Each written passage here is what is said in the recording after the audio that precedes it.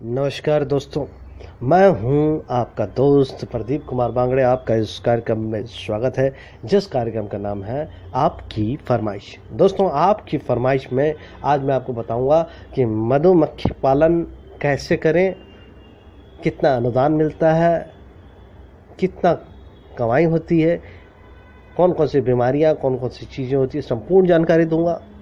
दोस्तों, अगर आप मेरे चैनल को पहली बार देख रहे हैं तो आपसे अनुरोध है कि आप इसे लाइक करें। वीडियो के नीचे एक रेड कलर का बटन है, आप उसे दबाकर सब्सक्राइब कर दें। बाजू में एक बेल है, उसे भी दबाएं ताकि मैं जो भी वीडियो डालूं वो सबसे पहले आप तक पहुंचे। दोस्तों, आप चाहे तो जो है फेसबुक, व्हाट्सएप, किसी से भी आप जो है इस वीडियो को अपने दोस्तों तक पहुंचा सकते हैं, लाभ दिला सकते हैं। दोस्तों, अगर आप मेरे चैनल को पहले ही सब्सक्राइब कर चुके हैं तो मैं आपका दिल से शुक्रिया अदा करता हूं, धन्यवाद करता हूं। कोई भी चीज़ अगर आप जानना चाहते हैं तो कमेंट बॉक्स में पूछ सकते हैं, मुझे ईमेल भी कर सकते हैं। प्रोग्राम के अंत में आपको ईमेल एड्रेस मिल जाएगा। दोस्तों, मधुमक्खी, जी हाँ दोस्तों, मधुमक्खी के नाम से सबके रोंगटे खड़े हो जाते हैं। अब इसका पालन कैसे करें? बहुत ही आसान, अच्छा तरीका है। सरकार द्वारा अनुदान मिल रहा है। दोस्तों, प्रोग्राम के अंत में बीच बीच में मैं आपको बताते रहूँगा कि कितना अनुदान मिल रहा है। इससे प्रमुख प्रजाति कौन कौन सी होती है वो मैं आपको बता देता हूँ। भारतीय उपमहाद्वीप में मधुमक्खी की प्रमुख 4 जो है प्रजातियाँ होती है। कौन कौन सी है वो मैं बता देता हूँ। Apis mellifera, Apis indica, Apis dorsata, Apis florea. तो ये बिजनेस के लिए एपिस मेलिफेरिया मक्खियों ही अधिक शहद उत्पादन करने वाली और स्वभाव में भी शांत होती है। इन्हें डब्बे में आसानी से पाला जा सकता है। इस प्रजाति की रानी मक्खी के अंडे देने की क्षमता भी अधिक होती है। दोस्तों, तो अगर आप सोच रहे हैं कि जो है शहद का व्यापार करें, शहद का बिजनेस करें, तो उसके लिए आप जो है इस प्रजाति की आपको जो है मधुमक्खी का पालन चालू करना होगा।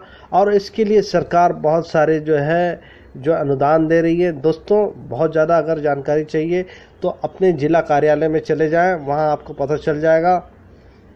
क्या क्या सावधानी रखनी है वो मैं आपको बता देता हूँ।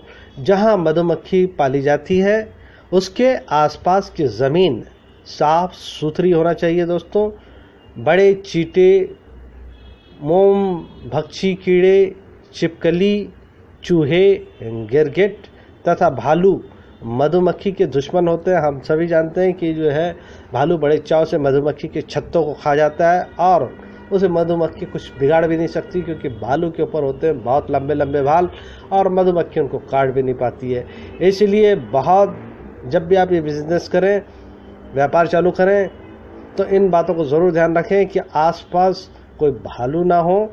इसके अलावा मैंने आपको बता दिया, मोम भक्षी कीड़े, छिपकली, चूहे, गिरगिट, ये सब ना हो। इनसे बचाव के पूरे इंतजाम होने चाहिए जहाँ भी आप करें।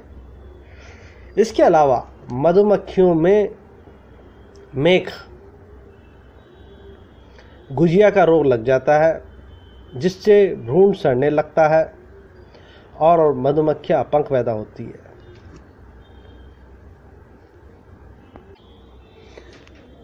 मेख रोग से मधुमक्खियों को बचाने के लिए बाज़ार में दवाएं मौजूद है। आप किसी भी जहाँ पे कृषि की आपको जो दवाइयाँ मिलती है वहाँ जाइए, वहाँ से आपको मिल जाएगा। जिला कार्यालय जो भी आपके नज़दीक जिला पड़ता है वहाँ आप चल जाइए। जो है अक्सर जो कोर्ट के आसपास होता है वहाँ चल जाइए, वहाँ पे आपको मिल जाएगा। सरकार से क्या ऋण मिलता है वो मैं अब आपको बता देता हूँ। दोस्तों, पिछले कुछ वर्षों से मधुमक्खी पालन की ओर लोगों का रुझान बढ़ा है। इस उद्योग के लिए सरकार ने राष्ट्रीयकृत बैंक से लोन सुविधा उपलब्ध कराई है। इस व्यवसाय के लिए 2 से 5 लाख रुपए तक का लोन उपलब्ध है। ये उद्योग लघु उद्योग श्रेणी के अंतर्गत आता है। तो आप जो है लघु उद्योग श्रेणी के अंतर्गत जो है मधुमक्खी पालन का जो है वो चालू कर सकते हैं। तो अगर आपको लघु उद्योग के लिए अगर ऋण लेना है अगर आप मधुमक्खी का पालन नहीं भी कर रहे हैं, कोई दूसरा लघु उद्योग करना है, तो उसके बारे में मैंने एक प्रोग्राम बनाया कि लघु उद्योग के लिए किस तरह से बैंक से ऋण लें।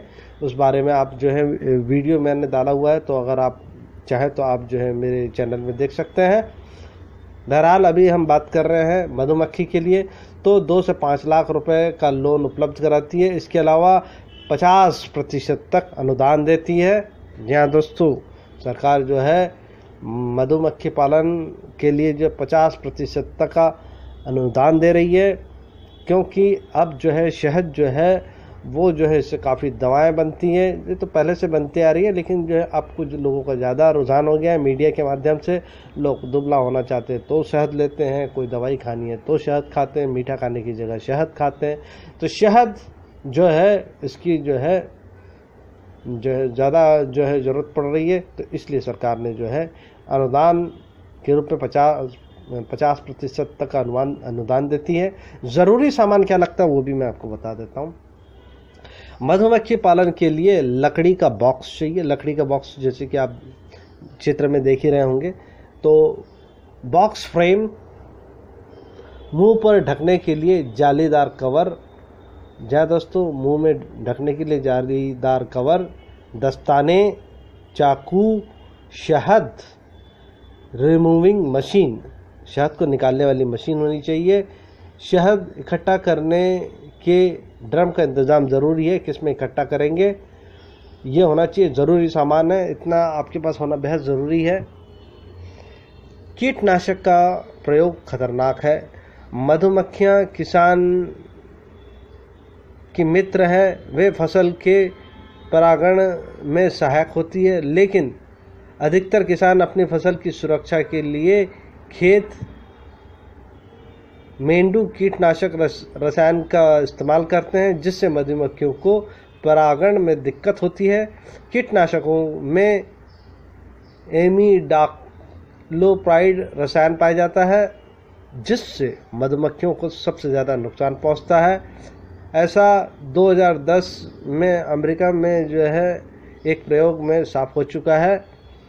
तो दोस्तों, जब आप इसका बिजनेस कर रहे हैं, आप चाहे किसान भाई हो या ना हो, लेकिन इस बात का ज़रूर ध्यान रखें कि आसपास खेत में किसी प्रकार का जो है कीटनाशक ना डालें, नहीं तो मधुमक्खियाँ जो है परागण नहीं कर पाएगी अच्छी से, और फिर शहद का उत्पादन कम होगा। तो इस बात का ज़रूर ध्यान रखें।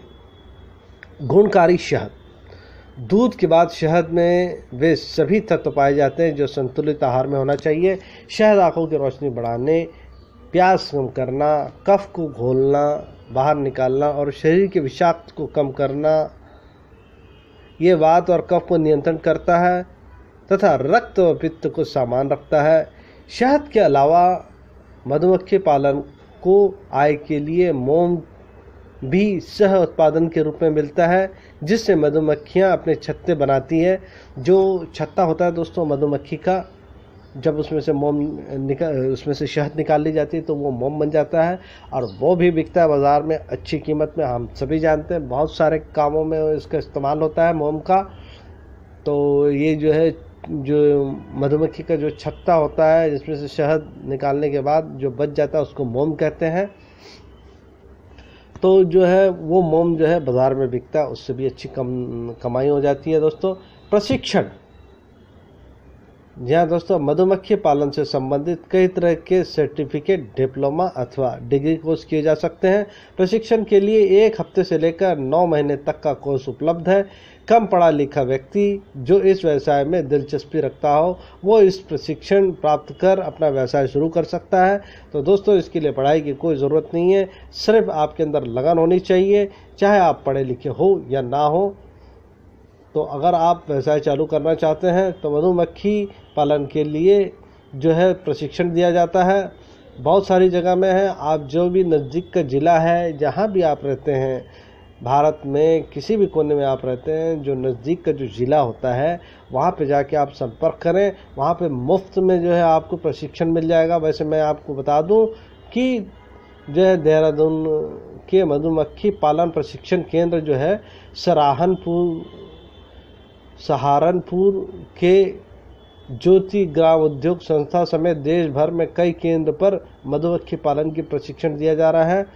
तो अगर आप मधुमक्खी पालन का प्रशिक्षण ले लेते हैं, बहुत छोटा और बहुत ही आसान सा जो है इसका जो है प्रशिक्षण है दोस्तों, कोई पैसा नहीं लगना है, सरकार द्वारा फ्री में सिखाया जाता है।